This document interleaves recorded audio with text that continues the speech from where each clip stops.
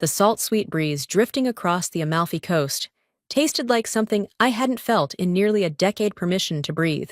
For the first time in 9 years. I wasn't tucked into a windowless conference room at Bruxelles DataWorks, fixing crisis after crisis for people who never even learned my last name. I wasn't canceling plans, skipping holidays, or apologizing to friends for being on call again. I was simply still. My name is Fiorina Miles, Senior Workflow Architect, a fancy way of saying I kept the entire company's operational spine from collapsing on itself. But that afternoon, sitting on a cliffside terrace with the sun warming my shoulders and a glass of chilled lemon spritz in hand, I allowed myself to imagine a life where my value wasn't measured in how much I could endure. Then my phone vibrated. I made the mistake of looking. Graham Turner, my boss, a man who once said that employees who need vacations don't have the stamina for real leadership. I answered out of reflex, and his voice erupted through the speaker before I could breathe. What the hell do you think you're doing? Fiorina A. Vacation during audit preparation week. My leave was approved, I said calmly. We don't approve laziness.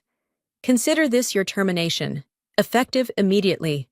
The world should have crashed. But instead, something inside me clicked free. I let the silence stretch. Then I laughed. Not out of disrespect, but relief, pure, sharp, overdue relief. I hung up before he could add another threat. A soft chuckle rose from across the table. Trouble? The man asked, polished suit. Quiet confidence. A presence that didn't need to announce itself. His name was Adrian Cole, a tech magnate I had met only hours earlier after a booking mix-up placed us at the same private dining table. I lifted my glass. I just got fired. He didn't look shocked. He looked intrigued. Well, he said, tapping his glass to mine. Then it's probably time the right people finally noticed you. I didn't know it yet. But Graham's tantrum wasn't an ending. It was ignition. Adrian's glass still hovered mid-air when my phone buzzed again. I didn't want to look. But old habits die slowly. One glance at the screen made my amusement fade into something colder, sharper. 3 new messages from Graham. Short, petty, panicked. Return your laptop immediately. HR will contact you regarding asset recovery. Your non-compete will make sure no one hires you in this industry again. A week ago, those sentences would have crushed me. Years of overwork had trained my nervous system to flinch at anything resembling a threat. But now, sitting under soft evening lights, with the Tyrrhenian Sea stretching out behind us, they felt small. Paper tigers roaring into the wind. Adrian noticed the shift in my expression. Let me guess, he said calmly. He's realizing he overplayed his hand. I exhaled slowly. He thinks fear still works on me. Does it? I looked out at the water. Not anymore. He nodded. As if that answer told him everything. You know? He began, swirling the last of his wine. Bruxelles DataWorks has been leaking clients for years. Everyone in the industry knows their operational backbone relies on one person. I just didn't know that person was sitting across from me. The words hit harder than they should have. I wasn't used to being recognized, not beyond being the person who fixed whatever mess someone else created. Fiorina, he continued. Some companies survive because of their leadership, others survive in spite of it. Bruxelles is the latter, and that's not sustainable. A quiet laugh escaped me, painful. Because it was true. Before I could respond, a familiar voice echoed from behind us. There you are. I turned to see Lila Rourke, a systems strategist from a partner firm, stepping onto the terrace. She froze when she saw who I was sitting with. Oh, Adrian, I didn't realize you were meeting someone. Not meeting, he said with that effortless confidence. Discovering. Lila raised an eyebrow at me, silently asking questions I wasn't ready to answer. But before she could speak, she caught sight of my phone screen, Graham's final message still visible. Her face tightened. He fired you during audit week. Her voice wasn't shocked. It was furious. That man has no idea how exposed he is, she muttered. arms crossing. Half the vendor contracts depend on your oversight. Does he even understand the chain reaction he just triggered? My heart kicked harder, not from fear, but dawning realization. No, he didn't. And that was the problem. Adrian leaned back, studying me with quiet satisfaction. It seems your former employer is about to experience something they've avoided for years. What's that? I asked. The consequences of underestimating the wrong woman. A breeze swept across the terrace, carrying away the remnants of panic I once would have drowned in. For the first time, I wasn't the overworked architect behind the curtain. I was the variable Graham hadn't accounted for. And the next move wasn't his. It was mine. If you think it's obvious, don't comment. If it's not obvious, just say it. By the time I returned to my hotel room, the Italian night had settled over the coast like a soft velvet curtain, but the serenity outside didn't match the storm building inside my phone. 26 missed notifications, 6 voicemails, a flood of emails. I sat on the edge of the bed, exhaling as I opened the first message from Harper Quinn, one of the few colleagues at Brixel who understood how fragile the company's internal systems truly were. Please tell me Graham didn't actually fire you. Audit prep is collapsing. Clark tried to run your sequence and crashed the reconciliation module. Clients are already asking for you by name. A second message arrived before I could respond. He told us you abandoned your responsibilities. No one believes him. I closed my eyes, letting the weight of 7 years settle over me, not as exhaustion, but clarity. Brixel wasn't broken because I left. It had always been broken. My absence simply made the fractures visible. A voicemail from HR came next. The tone was stiff, scripted, almost rehearsed. Per protocol, please return all company assets within 72 hours. We will also review your obligations under the confidentiality and restrictive activity clauses. Translation: Graham was panicking, and he needed bureaucracy to save him. But bureaucracy only works when the system beneath it is stable, and Brixel without me wasn't. I tossed the phone aside, letting it land softly on the duvet. For the first time in nearly a decade, the crisis wasn't mine to fix. A knock sounded at the door. When I opened it, Lila stood there with 2 espresso cups and a knowing look. I figured you might need this, she said, stepping inside. Word travels fast. Half the consultants at the retreat are talking about you. I blinked. Me? She nodded. Adrian mentioned you to a few people. The respect in the room shifted. Fiorina, you should have seen it. I wasn't sure what startled me more, that Adrian had spoken about me, or that people actually listened. Lila set the cups on the table. You've kept Brixel afloat for years. Everyone knows it, everyone except the man who signs your evaluations. Her voice softened. You're free now. So, what do you want to do next? The same question Adrian had asked earlier. The same question I'd spent years avoiding. I glanced out the balcony door toward the distant shimmer of the water. I said slowly, I want to stop surviving and start choosing. Lila studied me, then smiled. Then choose well. Because Graham, he has no idea what's coming. As she left, I picked up my phone again. Another email had just arrived, this one from a major client. Subject line: urgent, requesting continuity with Fiorina Miles. I stared at it, heartbeat steady and sure. My story with Brixel wasn't over. But the next chapter would be written on my terms. The morning I left Italy, the sky over Naples was washed in pink and gold, too gentle, too peaceful for the message waiting on my phone. It was from the same major client who'd emailed hours earlier. Except this time, the tone carried something heavier than urgency. We need clarity. Who is handling Fiorina's portfolio? Our deliverables are now 3 days behind schedule. I hadn't even boarded the plane yet. By the time we took off, Wi-Fi flickered on, and the consequences of Graham's impulsive tantrum were already unfolding across my inbox, like a slow, inevitable detonation. A thread of internal emails, dozens long, revealed the chaos in real time. Clark, I can't complete the audit prep. The reconciliation algorithm keeps producing error codes I don't recognize. Operations lead. That's because Fiorina customized half the architecture 3 years ago. No one else knows how to run it. Finance director clients are escalating. Someone needs to explain what's happening. And then one message from Graham himself. Find Fiorina's documentation. She must have left something behind. No one is irreplaceable. I almost laughed out loud at 30,000 feet. Documentation. The system didn't run on documentation. It ran on insight. Years of refinement. Thousands of micro-adjustments based on instinct and pattern recognition knowledge you only gained by being in the trenches long enough to see the whole structure breathe. You can't download that. You earn it. But the most gutting message came from Harper. He's blaming you, telling leadership you sabotaged the workflow. People are pushing back finally, but it's ugly. I stared at the screen, pulse steady, surprisingly calm. He was unraveling exactly as Adrian predicted. A flight attendant paused beside me.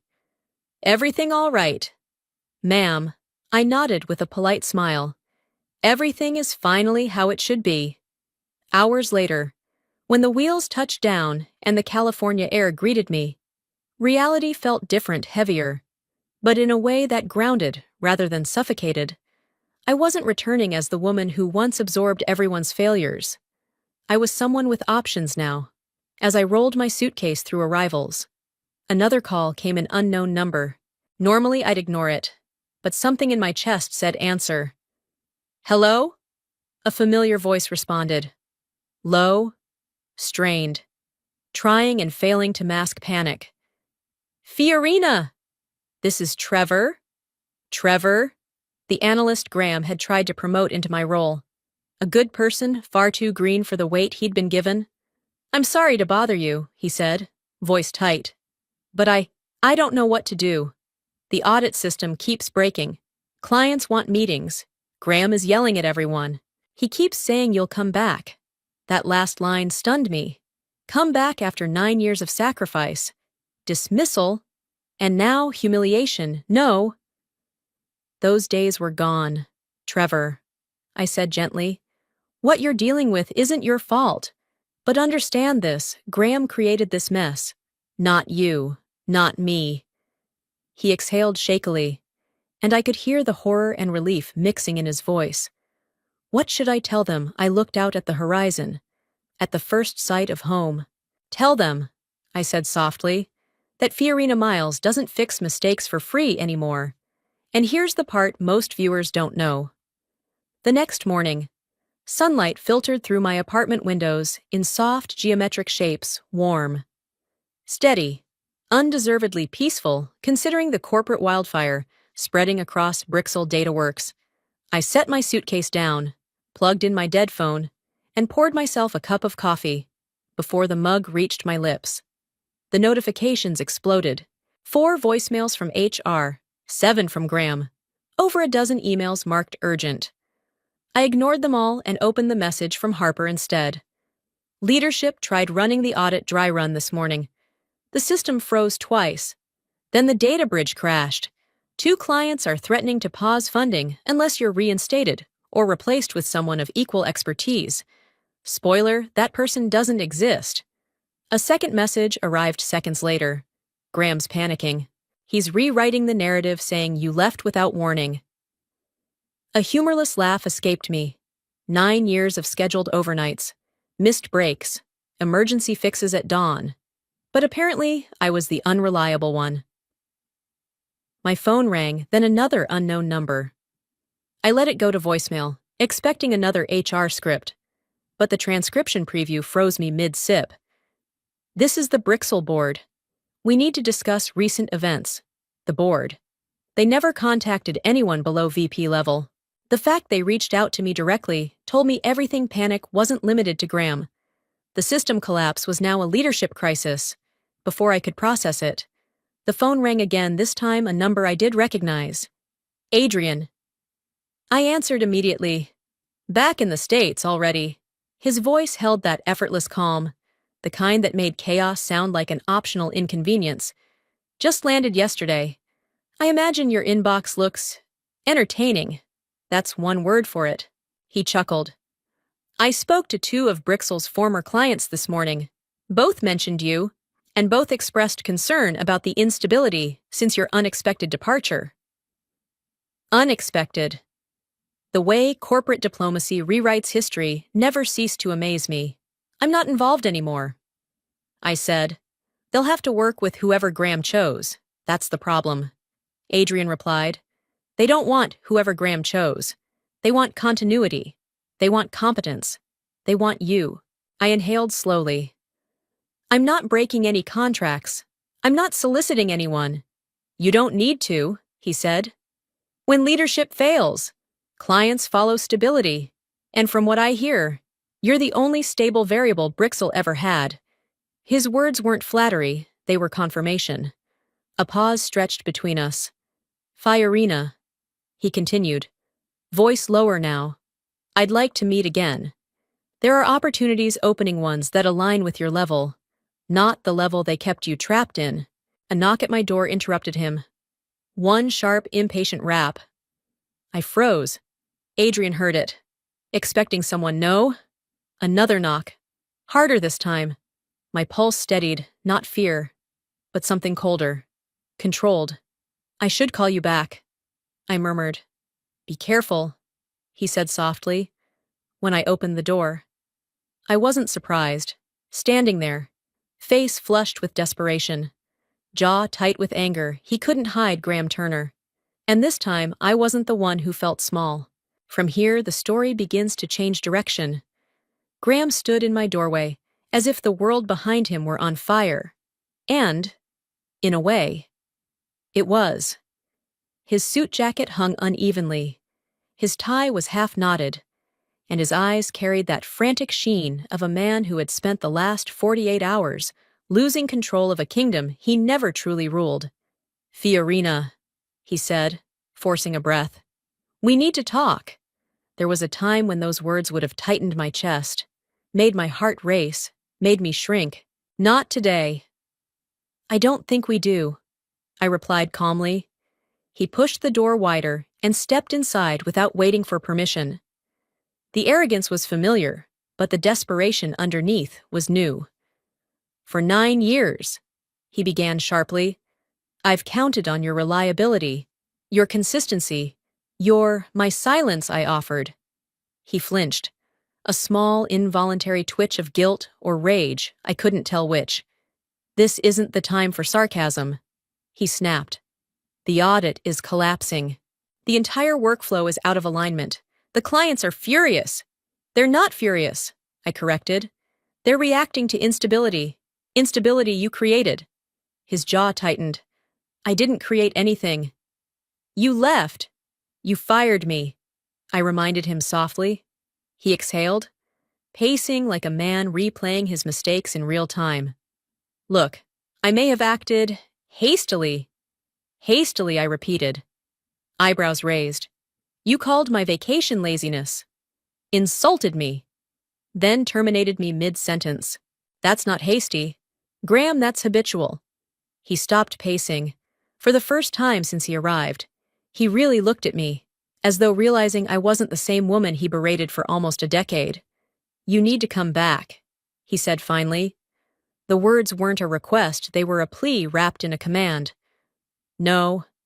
The simplicity of it stunned him. You don't want to hear the terms he asked, voice cracking on the last word. There are no terms you could offer that would make returning worth it. He ran a hand through his hair, fingers trembling. I can fix this. Look. The board wants answers. They want to know why the only person who kept our structure running is suddenly gone. I tilted my head. And what did you tell them? His silence was answer enough. Fiorina, he said again. Softer this time. I underestimated you. All right, I thought you were replaceable. You weren't wrong, I replied. You just miscalculated who replaced whom. Confusion flickered in his eyes.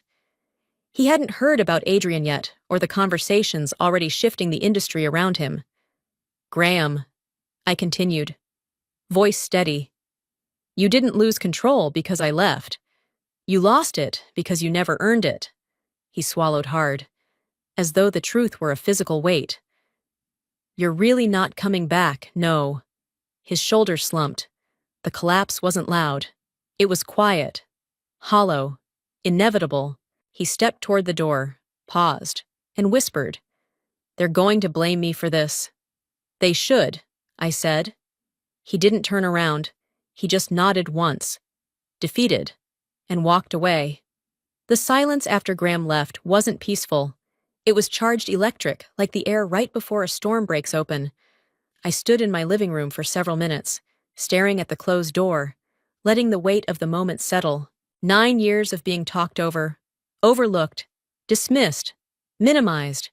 And now the man who once mocked my need for rest had shown up trembling in my doorway. Not because he lost an employee, because he finally realized he'd lost the structure holding his world together. My phone lit up again. Board of Directors incoming call. Ah, there it was, the next domino. I answered, steady and composed. "This is Fiorina." A voice cleared on the other end. "Ms. Miles. This is Director Helena Moss. We'd like clarification on several urgent matters regarding your departure." There was no hostility in her tone, just exhaustion and the sharp edge of corporate survival. "Of course," I said. "How can I help?" she exhaled. "We were unaware of any issues until this morning. We were told you left abruptly. I was terminated." I corrected gently. "Without cause. During approved leave, silence, heavy, damning silence." Another board member chimed in. "Is it true no one else has access to the full operational architecture?" "Yes," I replied, "because Graham refused to allocate resources for proper training. I documented everything, but documentation alone can't substitute for hands-on knowledge." Another pause. Then Helena spoke again, quieter. "Ms. Miles, would you be open to consulting temporarily, strictly transitional work?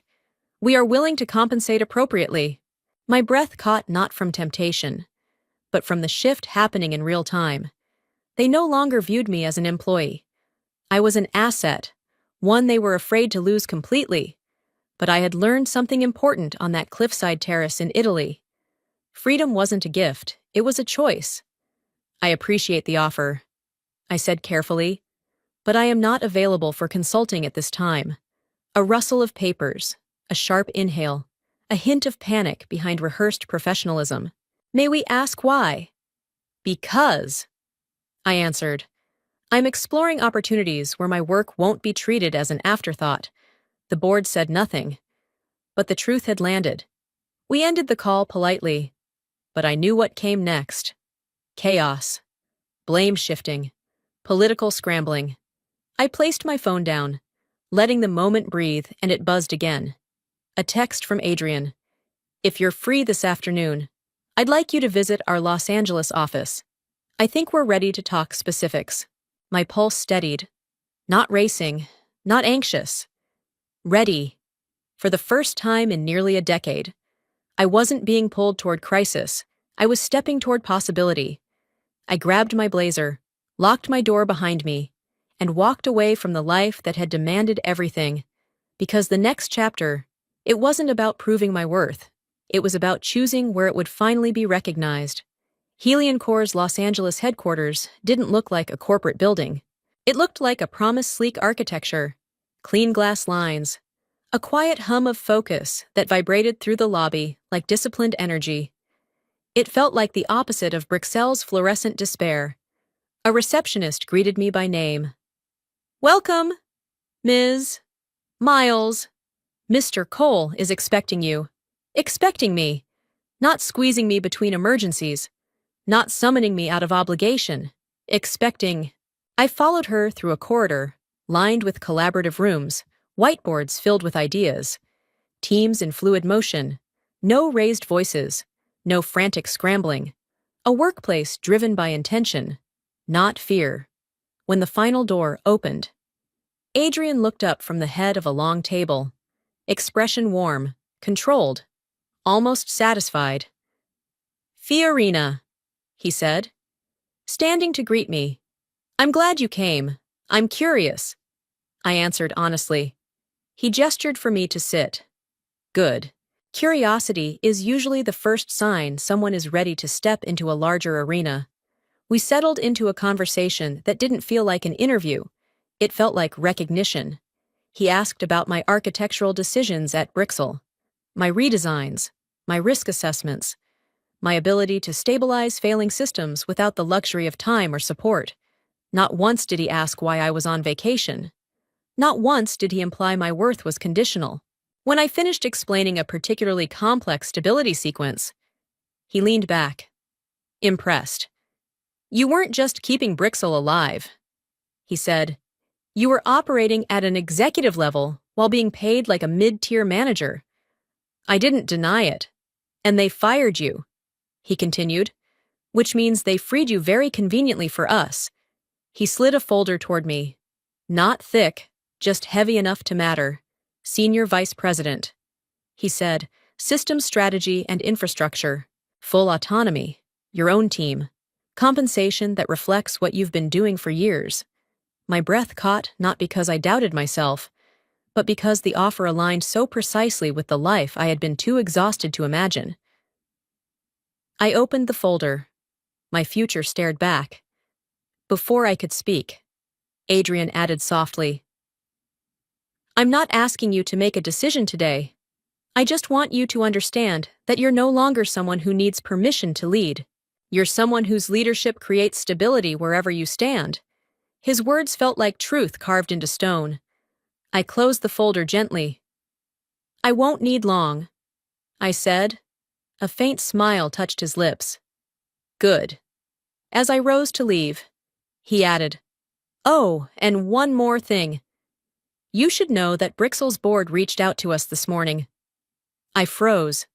They're asking whether we've been in talks with you. And what did you tell them? I asked. Adrian's expression sharpened. That it's none of their business. By the next morning, news traveled faster than I could open my blinds.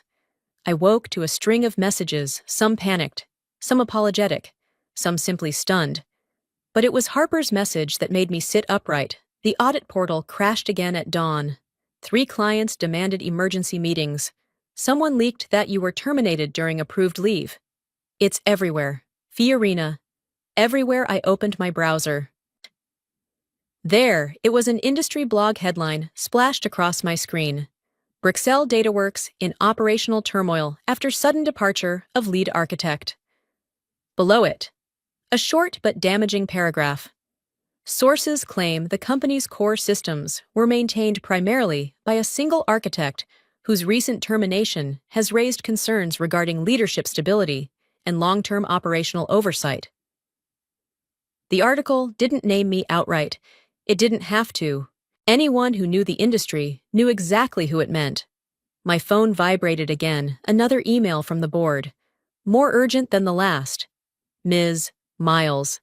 We request an immediate meeting. The situation has escalated significantly. I exhaled slowly.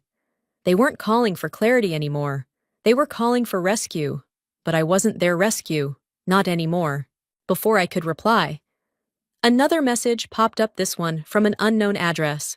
Short enough to feel like a whisper through the screen. They're trying to blame you, but the truth is out. Don't let them pull you back. No signature. But I recognized the writing style. Trevor. A soft knock sounded at my door. I opened it to find Harper standing there exhausted.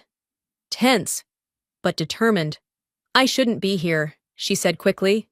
But you deserve to know. Know what? She stepped inside and lowered her voice. The board confronted Graham this morning.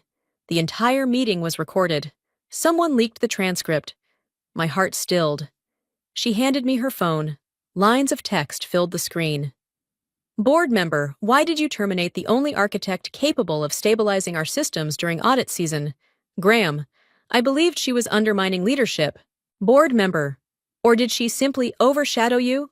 The transcript continued each line, a slow unraveling of Graham's authority. Until the final blow, board chair, you compromised operational integrity out of ego. Effective immediately. You are suspended pending formal review. I returned the phone to Harper. It's over for him, she said softly. I nodded. It should be. Are you, are you thinking about returning? She asked carefully. No, I said. Without hesitation, her shoulders relaxed in relief. Not disappointment. Good. You were never meant to be hidden away there. A chime interrupted us, another message from Adrian. I'd like you to stop by this afternoon. We're finalizing some details. Harper raised an eyebrow. Is that who I think it is? Yes. Then go, she urged, and don't look back. As she left, I stood in the quiet of my apartment, feeling something unfamiliar settle into my chest. Not anger, not vindication, alignment. For the first time in 9 years, my life wasn't reacting to crisis. It was choosing direction, and the direction was finally mine. Adrian's office was quieter than usual when I arrived that afternoon. No chatter in the hallways, no hurried footsteps, just a stillness that felt intentional. He stood by the window, overlooking the skyline, hands clasped behind his back. Without turning, he said, Brixell announced Graham's resignation this morning. I stepped closer. Voluntary. He smiled faintly. Nothing about it was voluntary. There was no triumph in his tone, only the calm inevitability of a storm reaching its last crackle of thunder. He faced me then.